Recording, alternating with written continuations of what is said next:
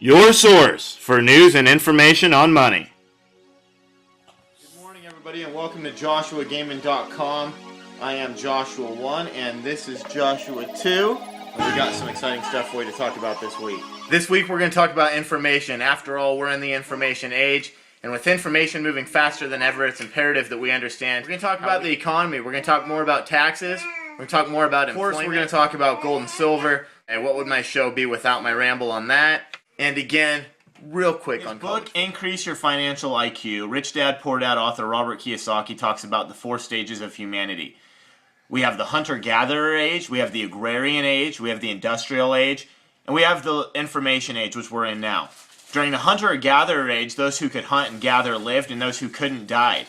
During the agrarian age, people learned how to plant, cultivate the land, and domesticate animals. And as a result, the land became the wealth. Kings and queens owed land, and everyone else worked for them to take care of the land. There were 2 groups of people, the rich and the poor. Next came the industrial age. In the industrial age, resources such as copper, oil, tin, and rubber were wealth because they were used to make valuable resources. In the agrarian age, fertile land was valuable. In the industrial age, non-fertile land was valuable because it contained these other resources. In the industrial age, a new class of people arose, the middle class. Now there were the rich, the poor, and the middle class. Today we live in the information age. The information age started with the rise of personal computers. Today, information, leveraged with technology, is wealth. Anyone who has the right financial education, information, and the ability to act quick can get rich. In other words, the price of getting rich is going down. The thing about the information age is that you can make a lot of money quick, you can also lose a lot of money quick. The pace at which information flows and changes, the massive amounts of information that come our way make it very hard to respond correctly and in time. This reality makes it hard to think proactively because if you're not careful and you don't have a financial education, you'll react to every piece of information that comes your way. In the information age, traders are in the worst position. And the reason why is because information is moving so fastly and they have to be addicted to information. If you want to get rich quick, you can take your chances with immediate information. Of course, you can also get poor fast. But if you want to build a lifetime's worth of wealth, I'd stick with historical information. Historical information leads me to fundamental analysis, which is why I look at assets like gold and silver right now and see them being good long term. This is because I can look at historical information and see that every country who's printed money has drove their currency to zero.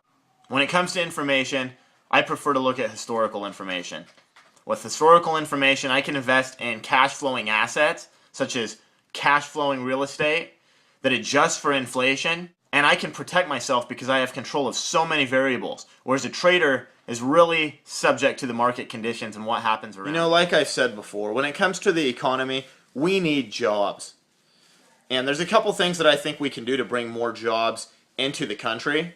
I think one of the things we can do is we can make it easier for people who are going to create jobs to get their visa in the United States. People coming from other countries that have the ability to create businesses which are going to bring jobs here into the U.S. where they set up their businesses. These are the types of people that can promote to the economy and real growth. And we need to make it easier for these people who want to create jobs to come to this country and create those jobs so that they benefit this country. Another thing we can do to promote jobs in this country is to take away the tax burden of companies that invest overseas. Right now, the United States is the only wealthy country in the world that actually taxes the money made by corporations overseas when it comes back into the U.S.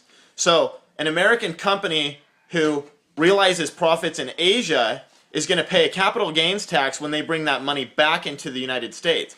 What this does is it keeps the money from flowing back into the United States.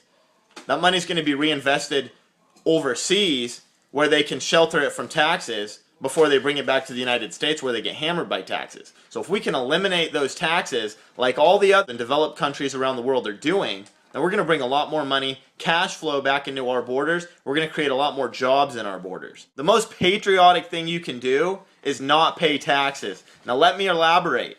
I'm not saying make a whole bunch of money and then don't file your tax return. I'm saying do the things that the government wants you to do that promote tax write-offs. The way taxes work is very simple. Governments set up a tax code to incentivize entrepreneurs and business owners to do the things that are important to government. This is why business owners and people that provide housing get away with paying the least taxes. What does the government need? They need jobs and they need housing. This is why people that provide housing and people that provide jobs are given the biggest tax breaks. That whole thought process of people that don't pay taxes are greedy, what a crock. People that pay the most taxes are the people that are the employees. And a lot of times they're hardworking people, but they're not the people that are creating jobs for the rest of society. They're the people that are worried about putting food on their table and keeping a roof over their head. Now it's important that those people survive, and we need to take care of those people. But the reason those people are taxed higher is not because the government doesn't like them. It's because they're not doing the things that help the government. The government needs jobs, the government needs housing, and the government's going to reward the people that create that stuff. Period. That's the way it is in every other developed country as well, and it's no different here. So we need to change the way we look at taxes. Taxes are incentives, and they have been in every other developed country, and they are here in the United States. We're in a bull market with gold and silver right now. You know, I don't have a crystal ball, but I can tell you that based on fundamental analysis, right now is a really good time to get back in the market. Prices on these commodities are low, and when you look at fundamental analysis, you're looking at historical information. When you look at historical information, you see that when countries print money, that currency goes to zero, and gold and silver rise as a hedge against inflation. I think right now, there's a lot of people, the excitement's kind of gone. You know, a year ago we had people talking about silver's hitting 32, silver's hitting 35, silver's hitting 40. We had people talking about gold. A lot of those people have died down. The YouTube videos have really slowed down. You know, these last couple dips have really put a lot of fear in a lot of gold and silver investors. But I've learned that with investing, it's important to be greedy when other people are fearful and be fearful when other people are greedy. And right now I hear a lot of fear from other precious metal investors, which is why I think it might be a time to be greedy. Buy some of that stuff. I think we're going to see a huge bull run here coming up in the near future. Then when everybody starts saying buy gold and silver and there's a line at the coin shop, that's when it's going to be the time to get out. We're so far from that, it's ridiculous. So I'm still a very strong supporter of gold and silver. And the reason why is, like I said, when governments print money, currencies fall, gold and silver go up. Now, I don't like it. I would rather the economy be going on like it was in 2005 when it was a lot easier for people to make money.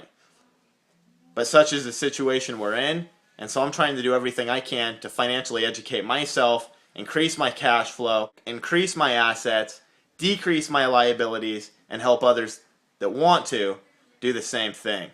I don't see much of a BCS shakeup this week with college football. We got a couple of big games with unranked TCU taking on Boise State, and I really hope TCU can upset Boise State, but it's going to be a tough battle for them.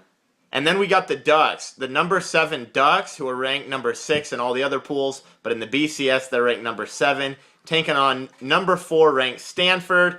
This should be a great game. The last time Stanford lost was when they played Oregon last year, and I expect the Ducks to put a whooping on them this year. We'll see what happens when big-time quarterback Andrew Luck takes on the Mighty Ducks.